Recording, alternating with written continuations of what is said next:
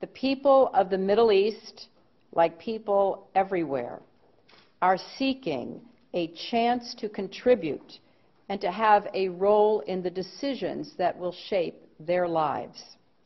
Leaders need to respond to these aspirations and to help build that better future for all. They need to view civil society as their partner, not as a threat.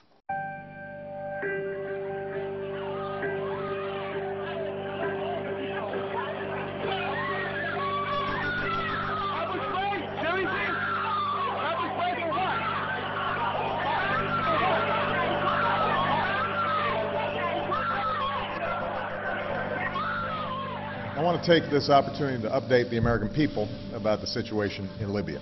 Last month, protesters took to the streets across the country to demand their universal rights and a government that is accountable to them and responsive to their aspirations. But they were met with an iron fist. Freedom of assembly, freedom of expression, and freedom of the press. Come here, you want to get arrested or no? Are pillars of an open and inclusive society. There is a clear responsibility by the Egyptian government to hold accountable those responsible for these attacks.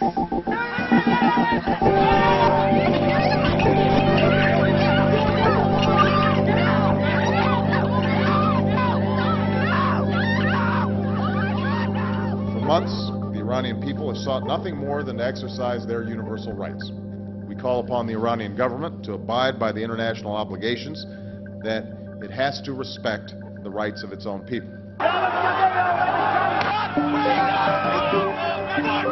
We call for the immediate release of all who have been unjustly detained.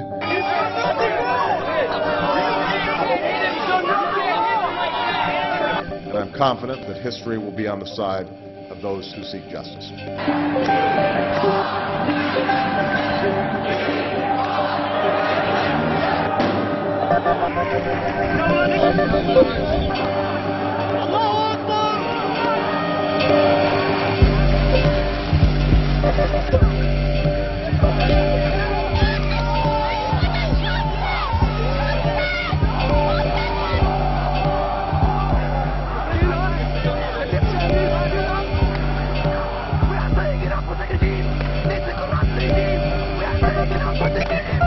I will not stand by and just watch. I will not do it. So take me to jail right now, because I will not. After all that my parents gave me, I can do one thing for them and tell them that I would rather die than be quiet and watch everything that they worked for go away. When all of God's children, black men and white men, Jews and Gentiles, Protestants and Catholics, will be able to join hands and sing in the words of the old Negro spiritual. I'm not moving. I'm not moving. And I'm not moving. I'm a law student at George Washington University, and I'm not moving. I will go to jail tonight because it's not right.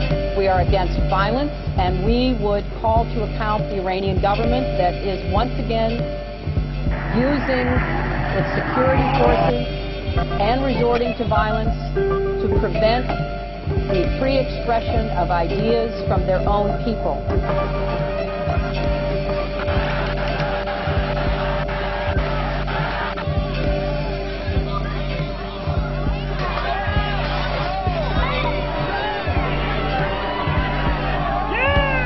Instead of respecting the rights of his own people, Gaddafi chose the path of brutal suppression.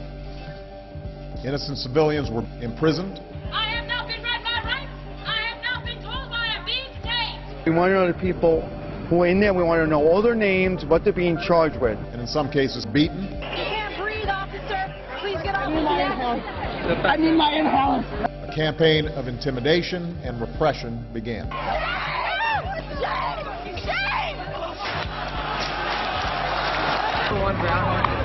It is the responsibility of the government of Libya to respect the universal rights of their own people, including their right to free expression and assembly. What's his badge number? What is his badge number? Demonstrators have been beaten, attacked. It is absolutely clear that the Syrian government is running out of time. Each new depiction of the abuses of the police on the First Amendment, the more people will show up here in New York City, and the more waves of occupation will spread across this country. And you should be proud of that, police, because you are participating in our media publicity campaign. Thank you for attending. What is absolutely clear is that we are witnessing history unfold. It's a moment of transformation that's taking place because the people of Egypt are calling for change. They've turned out in extraordinary numbers representing all ages and all walks of life. But it's young people who've been at the forefront. A new generation. Your generation, who want their voices to be heard.